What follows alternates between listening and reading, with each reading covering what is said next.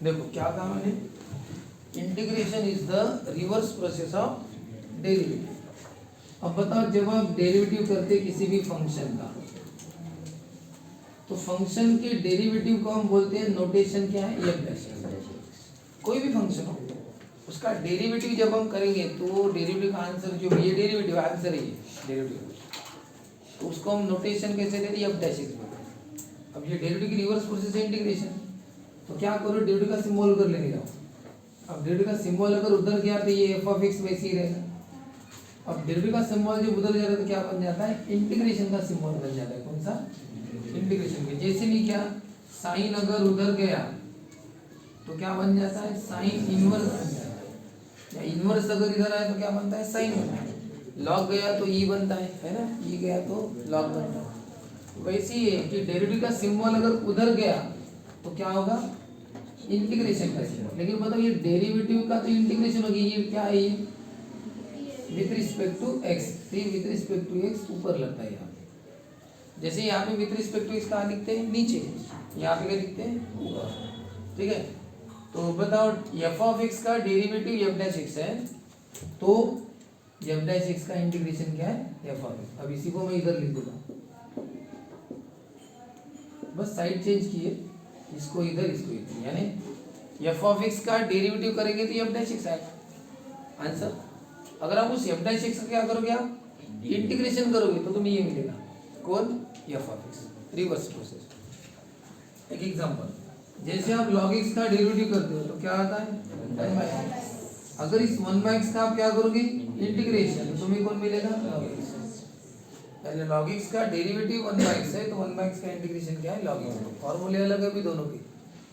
Derivative में 1/x का formula क्या था, -1/x²x। इंटीग्रेशन में 1/x का फॉर्मूला क्या है, log x। बदल गया ना। अब बताओ अगर डेरिवेटिव ऑफ sin x क्या होता है, तो इसका मतलब cos x का इंटीग्रेशन क्या होगा,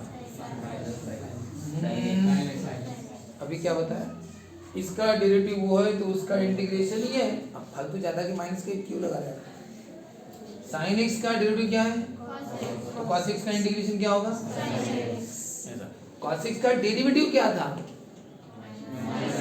-sin x था, लेकिन cos x का इंटीग्रेशन क्या है, sin x। अब आप बताओ cos x का डेरिवेटिव क्या था, -sin x। इसका मतलब -sin x का इंटीग्रेशन क्या होगा, लेकिन क्या होता है, माइनस साइन इधर नहीं रखते, माइनस साइन उधर भेज देते हैं। ठीक है ना, मल्टीप्लाइंग में माइनस वन समझो ना। अब बताओ क्या हो गया, साइन एक्स का integration -cos x। Sine x का डेरिवेटिव क्या था, इंटीग्रेशन क्या है, फर्क है। तो ये प्रॉब्लम थोड़े से चेंज है, इसलिए इंटीग्रेशन की प्रैक्टिस अच्छी चाहिए। लिख लेते हैं पहले थोड़ा सा। आप इसका इंटीग्रेशन कर रहे हैं, आंसर वो आ रहा है ना, तो आप इसका जो इंटीग्रेशन कर रहे हैं इसका, इसे बोलते हैं इंटीग्रैंड। क्या बोलते हैं, और जो आंसर है उसको बोलते हैं इंटीग्रल। वैसे इसका कोई काम नहीं आपको, इसको क्या बोलते हैं, हम डायरेक्ट प्रॉब्लम से मतलब है। तो जिसका इंटीग्रेशन कर रहे हो उसको इंटीग्रैंड, जो आंसर है उसको इंटीग्रल। अब बताओ आपको कोई कभी भी ये अगर क्वेश्चन आया, यानी कोई भी फंक्शन दिया आपको और आपको उसका इंटीग्रेशन करने लगाया, ये तो डायरेक्ट दिया है आपको, ये डायरेक्ट थोड़ी आएगा। एक्चुअली प्रॉब्लम सॉल्व करोगे तो टाइम लगेगा, तो ये सॉल्व कर करके आपने ये वाला आंसर लाया। ठीक है, यहाँ पे डायरेक्ट दिया, डेरिवेटिव का डायरेक्ट आता था, फॉर्मूले का डेरिवेटिव डायरेक्ट होता था। फॉर्मूला रहा तो डेरिवेटिव आप डायरेक्ट लिखते हैं, फॉर्मूला नहीं रहा तो पूरा प्रॉब्लम सॉल्व करते ना, 2 स्टेप 4 स्टेप 6 स्टेप जितना भी होगा। वैसे इंटीग्रेशन की प्रॉब्लम नहीं, इंटीग्रेशन का साइन लगा रहेगा और उसका आंसर 2-4 स्टेप में आएगा। अब ये जो आंसर आएगा इसको क्या बोलते हैं आप, इंटीग्रल, और जिसका इंटीग्रेशन कर रहे हो उसको क्या बोलते हैं, इंटीग्रैंड। अब ये इंटीग्रैंड, इसका इंटीग्रेशन कर रहे हो तुम, ठीक है ना, और आंसर क्या आएगा, ये इंटीग्रल। तो बताओ इंटीग्रल ये एकदम से नहीं आएगा, कुछ स्टेप करनी पड़ेंगे, सब तब आएगा ना। तो ये जो प्रोसेस आप करते हो क्या, इंटीग्रल फाइंड आउट करने की, क्या फाइंड आउट करने की, आपको इंटीग्रल फाइंड आउट करना है। अरे आंसर है ना कौन, इंटीग्रल। तो आंसर फाइंड आउट करना है, इंटीग्रल फाइंड आउट करना है। तो इंटीग्रल अगर फाइंड आउट करना है तो उसकी ये जो प्रोसेस है ये वाली, इस प्रोसेस को ही इंटीग्रेशन बोलते हैं। क्या बोलते हैं, इंटीग्रेशन। तो इंटीग्रेशन क्या है, तो प्रोसेस ऑफ फाइंडिंग इंटीग्रल। जो प्रोसेस आप करोगे उसको इंटीग्रेशन बोलते हैं। इंटीग्रेशन कर रहे हैं क्या, इंटीग्रल फाइंड आउट करने की कार्यक्रम चालू है अपना, वही इंटीग्रेशन है ऐसा। तो इसको पढ़ते कैसा है, इसको पढ़ेंगे कैसे, देखो हाउ टू रीड। बोलो क्या, ये सिंबल है क्या है, इंटीग्रेशन। जैसे नहीं कि हम डेरिवेटिव में पढ़ते थे, बता आप इसको कैसे पढ़ते थे, derivative of f of x with respect to x is equal to f dash, ऐसा बोलते थे ना। इसको कैसे पढ़ेंगे, इंटीग्रेशन ऑफ, जैसे डेरिवेटिव ऑफ बोलते थे वैसे क्या बोलना, इंटीग्रेशन ऑफ, किसका इंटीग्रेशन करते हैं, एफ डैश। जैसे derivative of f of x, integration of f dash. फिर क्या बोलते थे आप, derivative of f of x के बाद विथ रिस्पेक्ट टू एक्स, यहाँ पे भी बोलो integration of f dash x with respect to x. फिर क्या बोलते थे, इज इक्वल टू कौन है, integration of f dash x with respect to x is equal to f of x. बोलो integration of f dash x with respect to x is equal to f of x. ठीक है, अब इसकी reverse process के कुछ example लेते हैं। अब बताओ कि जैसे आप डेरिवेटिव कर रहे हैं log x का, तो क्या आता है आंसर, उल्टा करके हो गया। तो 1/x का इंटीग्रेशन क्या होगा, log x है ना, डेरिवेटिव की रिवर्स प्रोसेस होगी। अब आप बताओ डेरिवेटिव ऑफ sin x क्या होगा, तो इसका मतलब अगर cos x का क्या करेंगे, इंटीग्रेशन किसी का भी करो, ये साइन लगाना और dx लगाना। जैसे डेरिवेटिव करते थे हमेशा नीचे dx लिखते थे ना, विद रिस्पेक्ट टू x के समय, यहाँ पे विद रिस्पेक्ट टू x के समय dx ही रहेगा लेकिन सामने रहेगा। तो जैसे derivative of sin x cos x, तो इंटीग्रेशन ऑफ cos x क्या, sin x। अब तीसरा, अब बताओ x का डेरिवेटिव कितना कर सकते हैं, हाँ, इसका मतलब 1 का इंटीग्रेशन क्या होगा, इसका मतलब बताओ यहाँ पे कांस्टेंट का इंटीग्रेशन हो रहा है और डेरिवेटिव कांस्टेंट का क्या आता था, 0 आता था, लेकिन ये 1 तो कांस्टेंट ही तो है, तो कांस्टेंट का इंटीग्रेशन लेकिन 0 होता है। इंटीग्रेशन का मिलाने का काम करता है सम, उसमें कभी 0 बर्बादी नहीं है। डेरिवेटिव डिस्ट्रक्शन डिफरेंशिएशन उसमें 0 आता है कई बार हो सकता है, इसमें 1 का इंटीग्रेशन क्या है, यानी इसका मतलब क्लियर कट हो गया, कांस्टेंट का इंटीग्रेशन हो रहा है यहाँ पे, 0 नहीं है ऐसा। ये एक बात हुई, लिख लो फिर बताना है थोड़ा सा।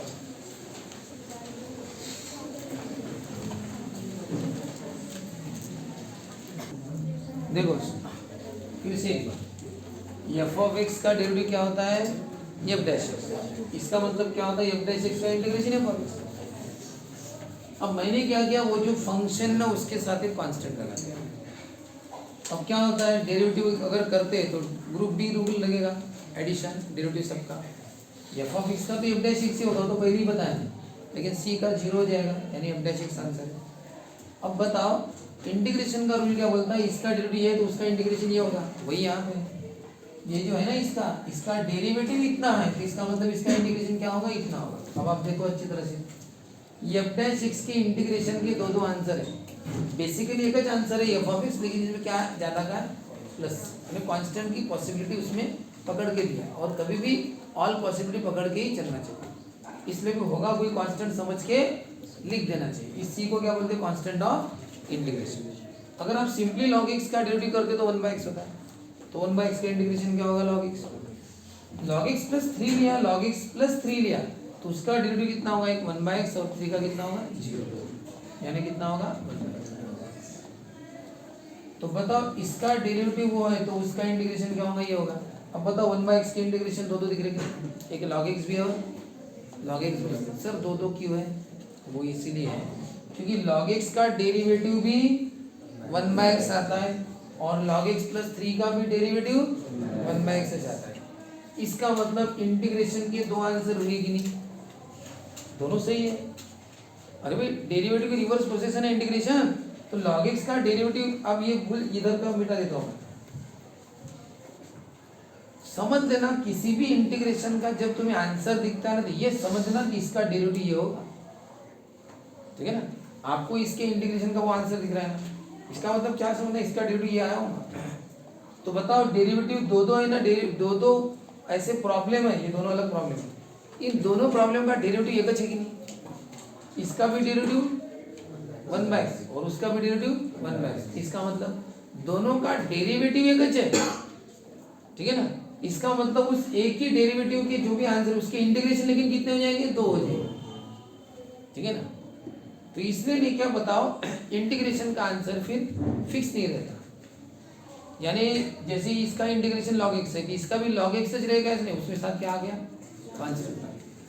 तो इसलिए क्या होता है कि यहाँ पे एक पक्का आंसर इंटीग्रेशन में यही जाएगा, ऐसा नहीं जैसे कोई प्रॉब्लम आपको इंटीग्रेशन का दे दिया, कोई है फंक्शन बहुत सारे हैं और आपने उसका आंसर कुछ तो भी लाया, ठीक है ना, जो भी लाया, तो ये जरूरी नहीं कि आंसर वही होगा करके। अगर आपने ये प्रॉब्लम करने की मेथड क्या चेंज कर दी, क्योंकि इंटीग्रेशन जैसे डेरिवेटिव नहीं करते थे क्या, कभी कभी डेरिवेटिव हम सिंपल करके करते थे, कभी डायरेक्ट करते थे। इंटीग्रेशन में भी आप क्वेश्चन को सिंपल कर सकते हो, अलग तरीके से कर सकते हो, है ना।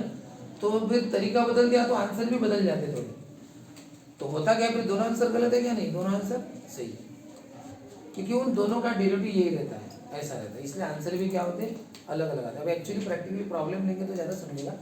तो इसमें इंटीग्रेशन का आंसर पक्का यही है ऐसा नहीं है, मेथड बदल दी तो इसी के आंसर कितने आएगा दूसरा भी आ जाएगा, मेथड बदल दी।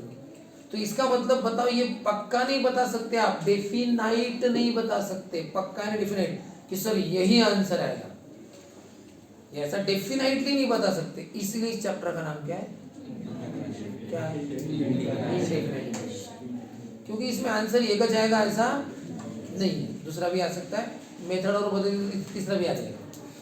लेकिन इसके बाद वाला जो चैप्टर है उसका नाम क्या है, डेफिनाइट इंटीग्रेशन। ऐसा क्यों, कि उस चैप्टर में आप कितने भी तरह के प्रॉब्लम कर लो, यानी एक ही प्रॉब्लम क्या भले ही 3 आंसर निकाल लो, लेकिन उस चैप्टर में सबका आंसर क्या आता है, एक आता है फाइनली। यानी पहले सबके आंसर अलग अलग आएंगे, लेकिन बाद में ऐसी कुछ प्रोसेस करनी पड़ती है कि सबका आंसर अगर 5 आना है तो 5, इस मेथड से भी 5, इससे भी 5, सबका एक आ जाएगा, तो फिर ये पक्का हो गया कि नहीं। इसलिए वो कौन सा चैप्टर है आगे का, डेफिनेट, आंसर डेफिनेट पक्का वही से, चाहे तुम कोई भी मेथड से जाओ, दिखने में भले अलग दिखेंगे, फाइनली आंसर एक आ जाएगा। और अभी हम वो चैप्टर नहीं पढ़ रहे, अभी कौन सा पढ़ रहे हैं, इंटीग्रेशन का स्टार्टिंग वाला पार्ट, इंटीग्रेशन कैसे करना, तो उसमें अलग अलग आंसर आने के चांसेस है मेथड बदलने के बाद, इसलिए इनडेफिनाइट इंटीग्रेशन। आप नहीं पढ़े क्या, आप तो जानते हो x और y की जोड़ी की आप कई प्रॉब्लम पढ़ चुके हो, हैं? क्या आंसर आता था उसका डेरिवेटिव, अरे डेरिवेटिव क्या आता था, y/x आता था।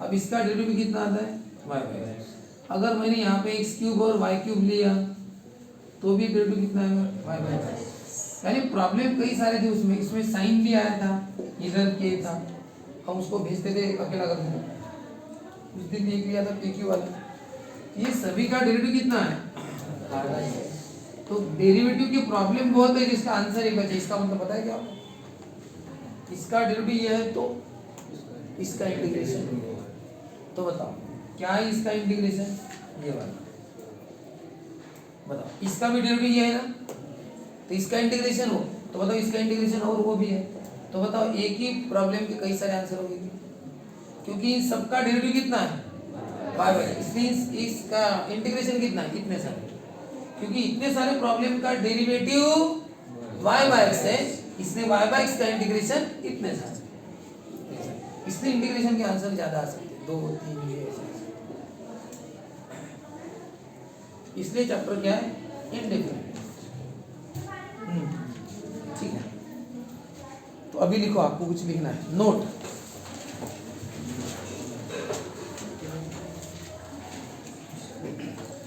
डेरिवेटिव चैप्टर वर्डिंग बेस था, लिखो लिखो लिखो। डेरिवेटिव चैप्टर वर्डिंग बेस था, BASED बेस्ड।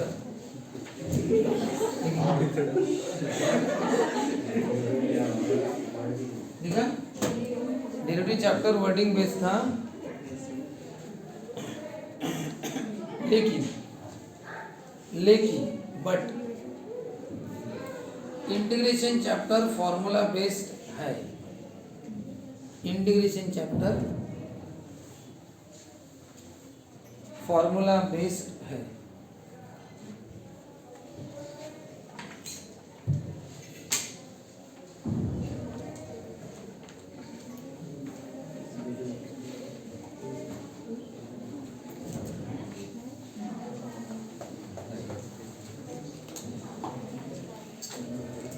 It means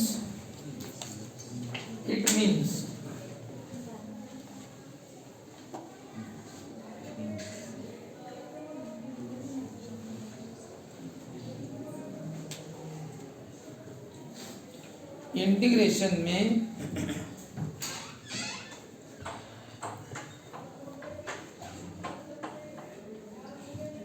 जैसा फॉर्मूला है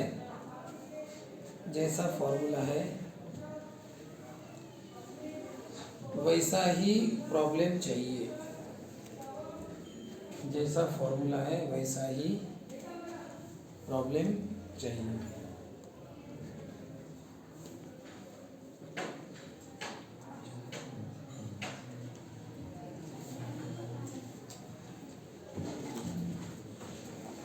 फुल स्टॉप। अगर फॉर्मूले में x है,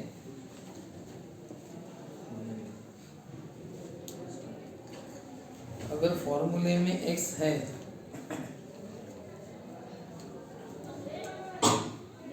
तो प्रॉब्लम में भी x चाहिए। तो प्रॉब्लम में भी x चाहिए। Full stop. x के साथ नंबर आ सकते हैं, x के साथ नंबर आ सकते हैं।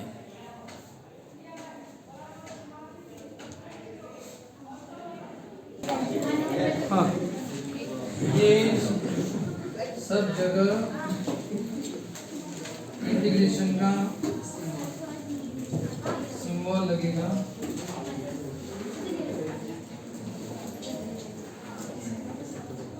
सेम प्रॉब्लम है।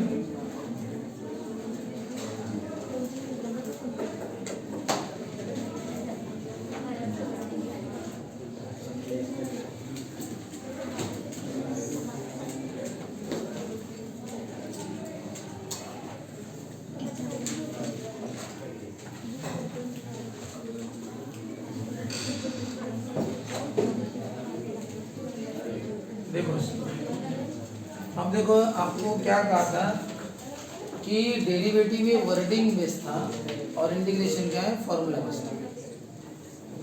एक एग्जांपल लिया यहाँ, जैसे डेरिवेटिव में formula x to the power n का, n x to the power n minus 1 dx of x, और x to the power n का फॉर्मूला इंटीग्रेशन में भी है, x power n plus 1 upon n plus 1 upon dx of x। आप answer पर focus मत करो, आंसर जाने तो क्या है, तो क्या आंसर नहीं, आप क्वेश्चन देखो सिर्फ derivative of x power n इधर integration of x power n। अब पहले तो यही तो देखते नहीं कि फॉर्मूला लगता है कि नहीं।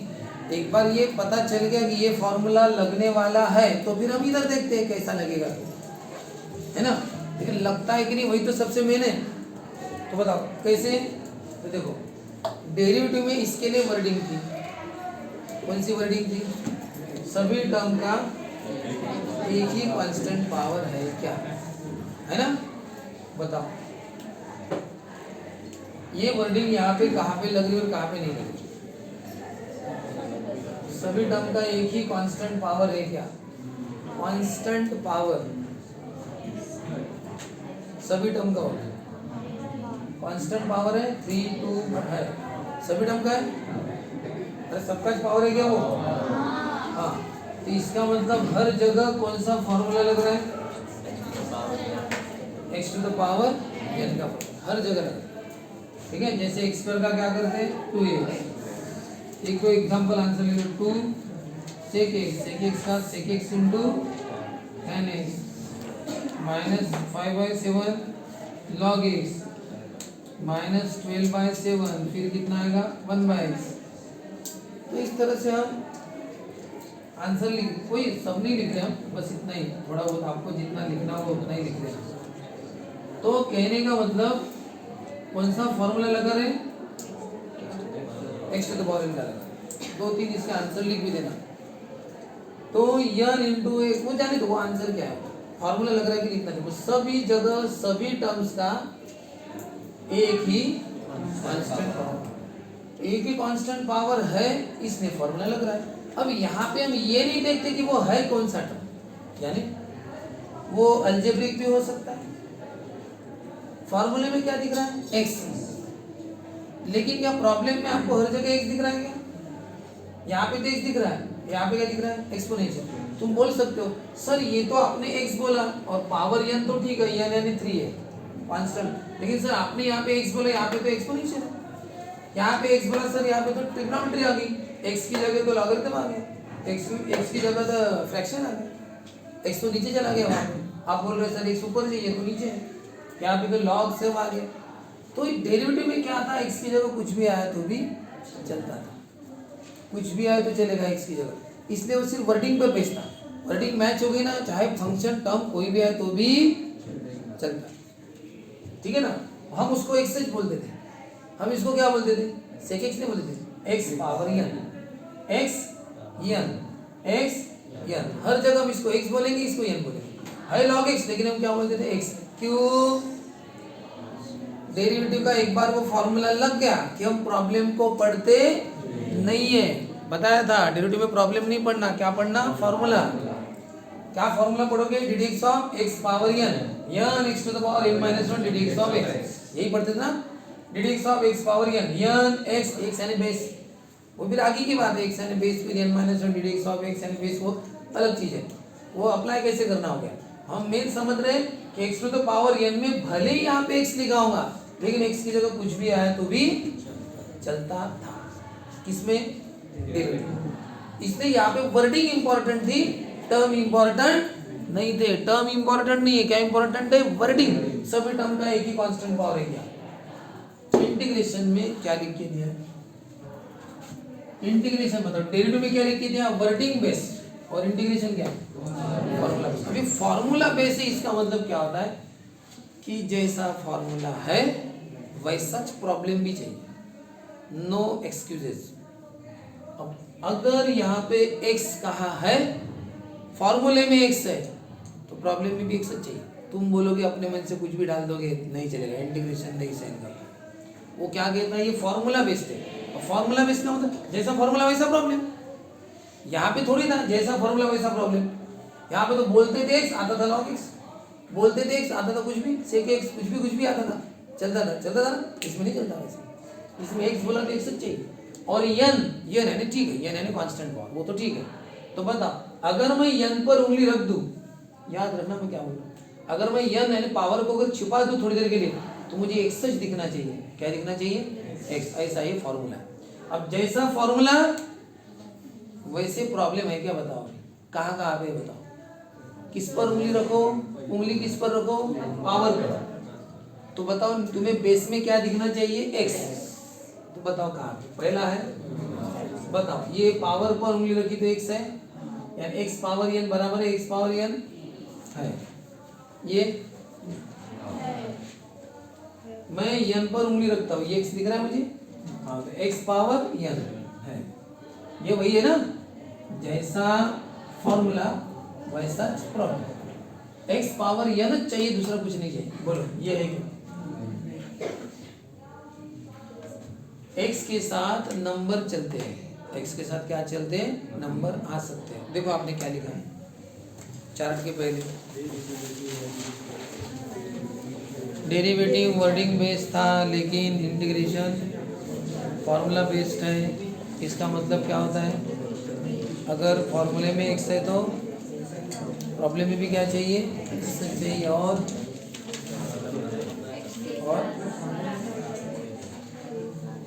अगर फॉर्मूले में x है तो प्रॉब्लम में भी बोलो हाँ, x पावर n है क्या बराबर, n है, n पर उंगली रखो, x है कि नहीं बता। x के साथ क्या आ सकते हैं, नंबर चलते, नंबर को देखना है, x है ना, ठीक है। यहाँ पे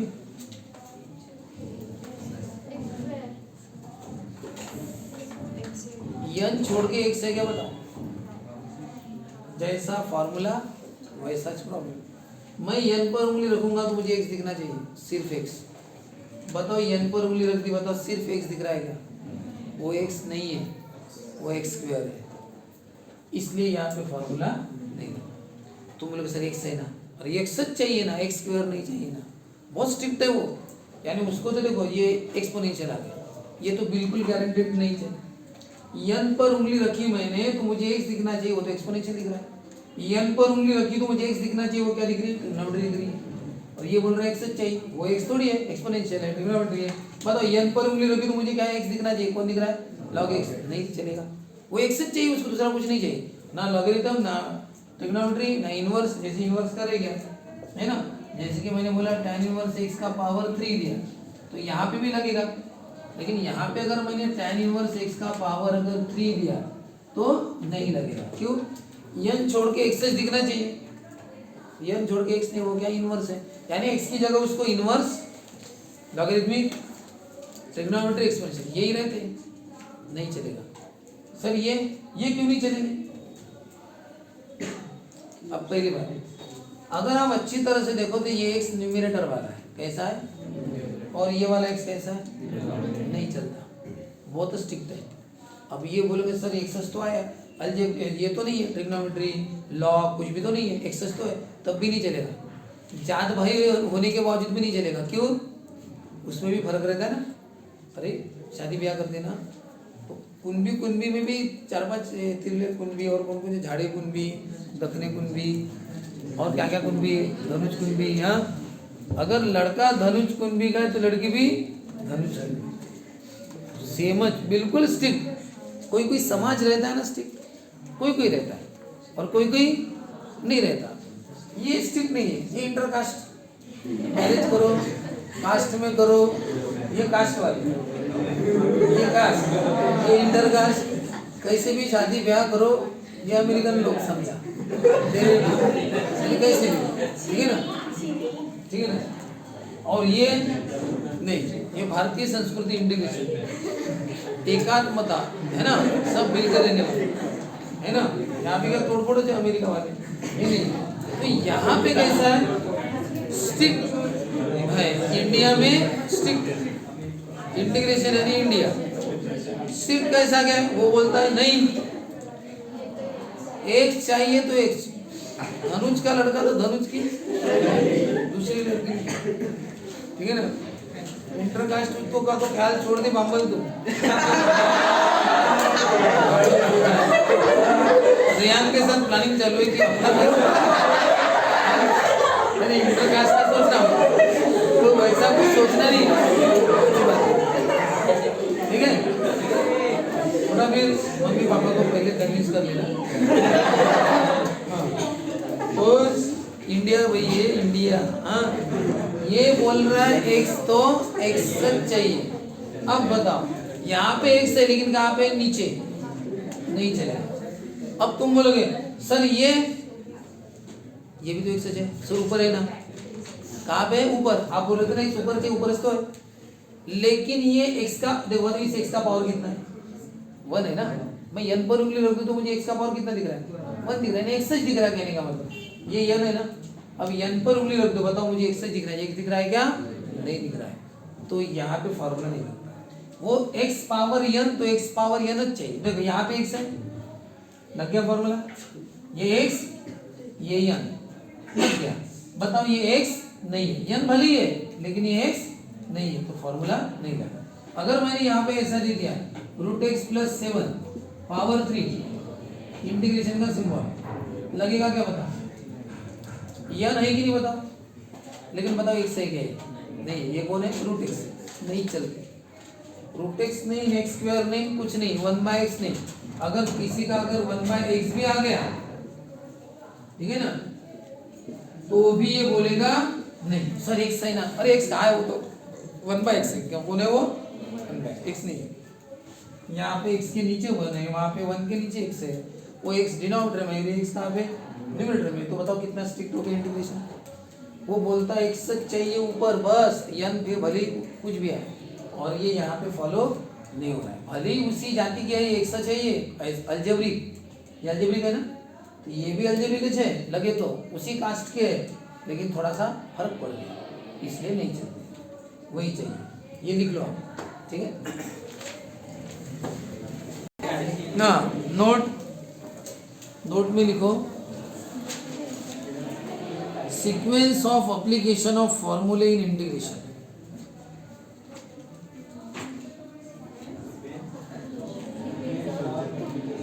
sequence of application of formulae in integration.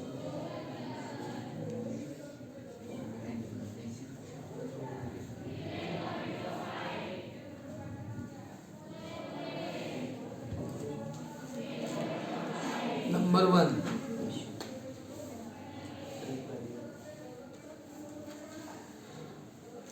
constant in multiplication and division.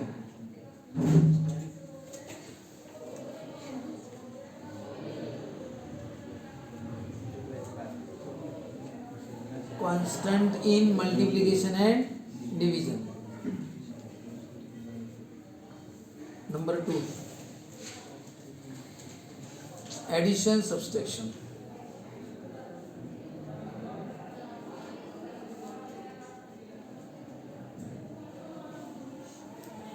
Number 3, formulae and basic.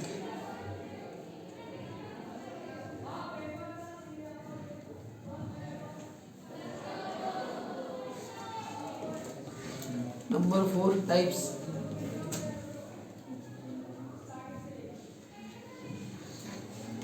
अब देखिए सीक्वेंस ऑफ एप्लीकेशन ऑफ फॉर्मूले इंटीग्रेशन। देखो डेरिवेटिव में क्या सीक्वेंस था फॉर्मूले अप्लाई करने का? डेरिवेटिव में फॉर्मूले अप्लाई करने का सीक्वेंस सांग शरद,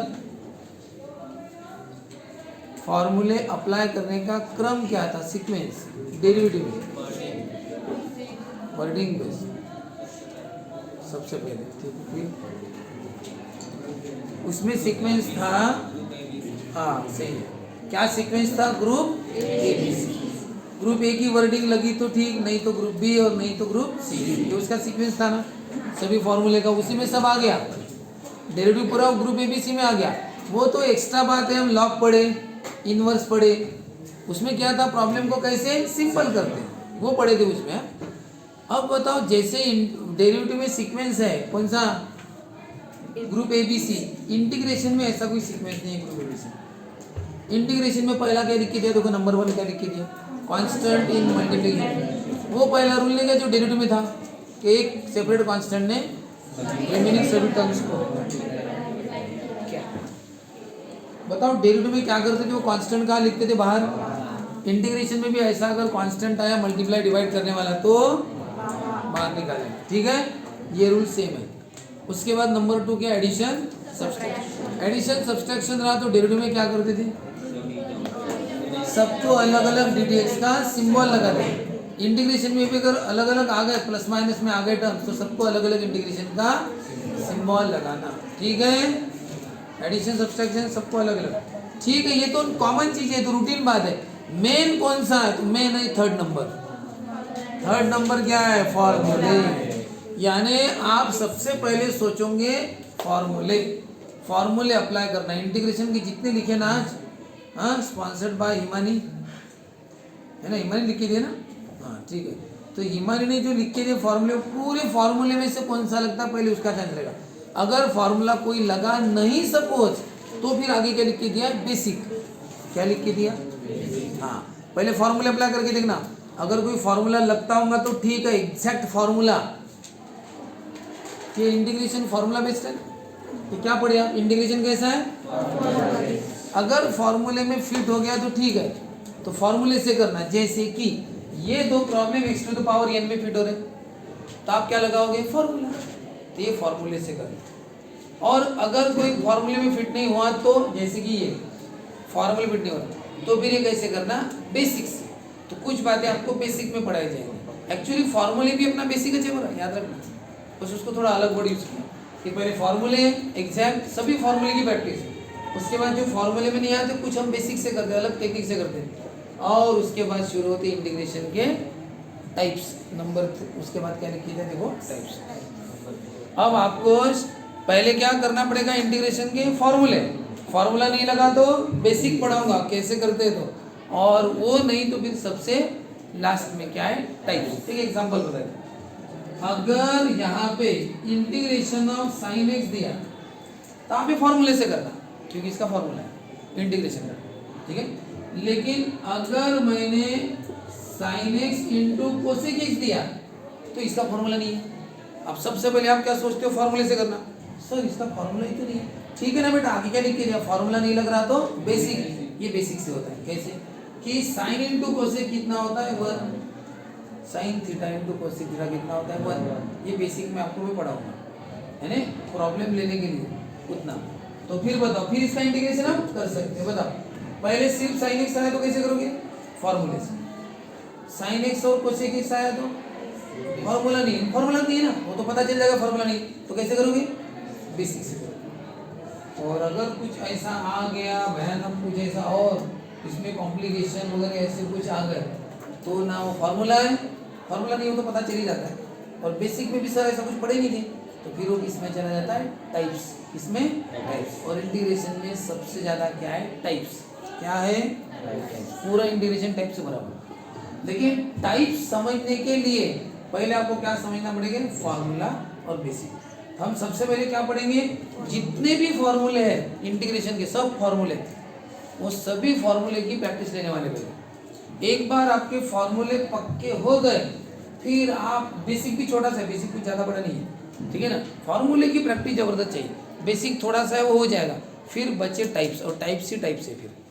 फिर टाइप्स इजी रहते हैं। इजी कैसे रहते हैं, अब होता क्या है, मैं अगर तुम्हें 10th की एक बैच ले रहा हूँ, -b + -b² - 4ac/2 है, फॉर्मूला मेथड पढ़ा रहा हूँ, तो आपका पूरा ध्यान किस में रहेगा, फॉर्मूला मेथड का टाइप शुरू, फिर फॉर्मूला मेथड कैसे करते हैं, क्या रहते हैं, एबीसी कैसा रहता है, स्क्वायर रूट कैसे करते हैं, फॉर्मूला कैसे, वैल्यू कैसे, यही प्रॉब्लम मैं बार बार लूंगा, तो आपको ये क्या लगेगा, इजी लगेगा। और वही है टाइप, कि टाइप में क्या एक सिस्टमेटिक आपको दिया जाता है कि ऐसा रहा तो ऐसा करना भाई, तो फिर आप ऐसा रहा तो वैसा करना, तो वैसे करते रहते हो। और मैं 2-3 प्रॉब्लम लेता हूँ, आप वैसे ही करते रहते हो, तो आपका वो टाइप पक्का हो जाता है। तो जब हम कोई टाइप पढ़ते हैं तो आपका टाइप पक्का हो जाता है, 100% पक्का हो जाता है। दिक्कत कब जाती है बताइए, जब सब टाइप पढ़ लेते ना, पूरे टाइप पढ़ लिए इंटीग्रेशन का, सब पूरा टाइप, पूरा इंटीग्रेशन खत्म हो गया, फिर आपके सामने कोई प्रॉब्लम दिया, अरे कौन से टाइप का, दिक्कत वहाँ पे क्रिएट होती है कि ये टाइप है तो है कौन सा। इसीलिए इंटीग्रेशन मैक्सिमम जनों को टफ लगने का कारण वही रहता कि वो उसको जिस तरह से सोचना, टाइप्स को कैसे डिफरेंशिएट करना, उसकी प्रैक्टिस, ये सब अलग तरीके का है। वो करोगे तो आपको इंटीग्रेशन एकदम पक्का लगेगा, यानी ईजी लगेगा, नहीं तो नहीं। तो सबसे पहले लेकिन याद रखना, पहले फार्मूले पक्के चाहिए, हाँ, फार्मूले की प्रैक्टिस हमें लेना है पहले, बाद में हम देखेंगे बेसिक। अपन सबसे पहला फार्मूला क्या पढ़ रहे हैं, 1 का इंटीग्रेशन x होता है, और k का इंटीग्रेशन क्या होता है, kx। कैसे देख लो, x का डेरिवेटिव कितना होता है, 1, तो उल्टा क्या होगा, x का डेरिवेटिव अगर 1 है तो 1 का इंटीग्रेशन क्या होगा, x। इसमें फॉर्मूला लिखा है कि 1 का इंटीग्रेशन। अब सर ये k का इंटीग्रेशन kx है, वो कैसे, क्या देखो, अभी क्वेश्चन लिखो, integrate the following with respect to x। Integrate the following with respect to x. अब पहला प्रॉब्लम है सपोज 4x, इसका क्या करना है इंटीग्रेशन, ठीक है।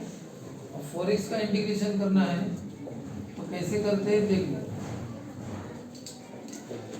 पहले लेट i इक्वल टू लिखना, बताओ डेरिवेटिव में लेट y इक्वल टू लिखते थे ना, क्या लिखते थे let y equal to, integration में क्या लिखेंगे let i equal to, i यानी इंटीग्रेशन, किसका इंटीग्रेशन कर रहे हैं 4x का विद रिस्पेक्ट टू x। देखो क्या इसको पढ़ो, integration of 4x with respect to x, वही बोला ना integrate the following with respect to x।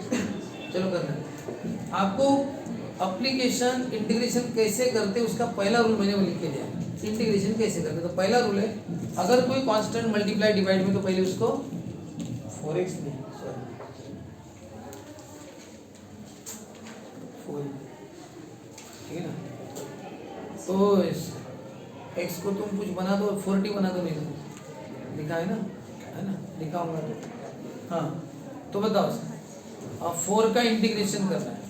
अब बताओ ये रूल क्या बताया मैंने, कांस्टेंट अगर मल्टीप्लाई या डिवाइड में रहा तो कहाँ लिखना बाहर, जो डेरिवेटिव में मिला। आप इसको 4 इंटू 1 बोल सकते हो, 4 यानी क्या होता है 4 इंटू 1। और बताओ कांस्टेंट कहाँ लिखते हैं बाहर, मल्टीप्लाई बचा कौन, अरे 1 बचा ना।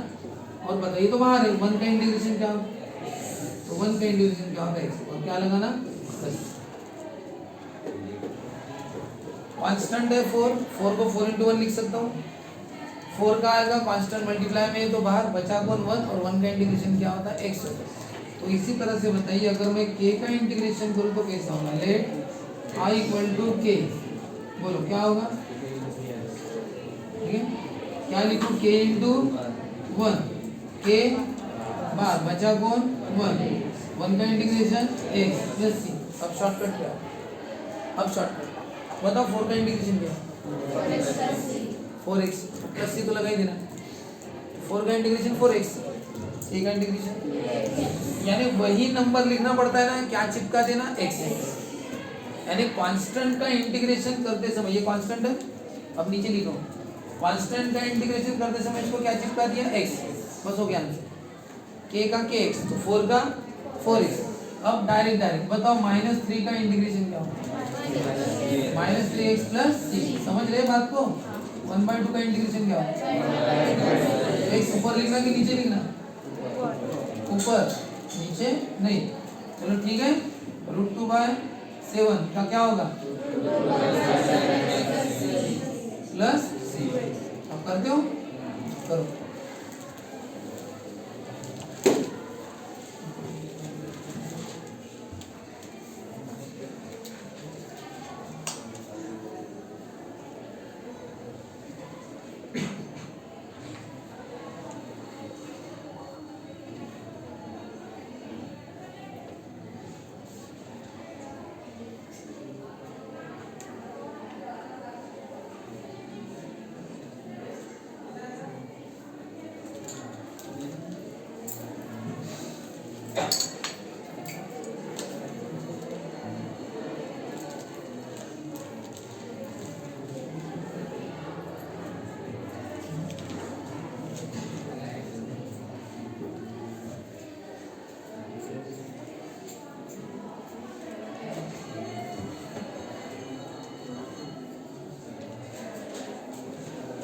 पूरे चैप्टर के लिए याद रखना भी है हाँ। तो क्या होगा इन सब का करो, ठीक है आप जा सकते। जिनको समझना है फिर से वो ध्यान दो, ये नंबर है कांस्टेंट का इंटीग्रेशन बताओ, k का इंटीग्रेशन क्या होता है k बाहर बस हो गया, तो 3 का क्या होगा 3x, 4 का 4x, 1/2 का 1/2x, √2/7 का √2। ये सभी कांस्टेंट है क्योंकि किसी में भी x नहीं है, सबको क्या लगा दो x, लगाया x, लेकिन याद रखना x कहाँ लगाना थोड़ा यानी x पहले निकालना, पास इनवर्स या में x पहले, ठीक है ऐसा है।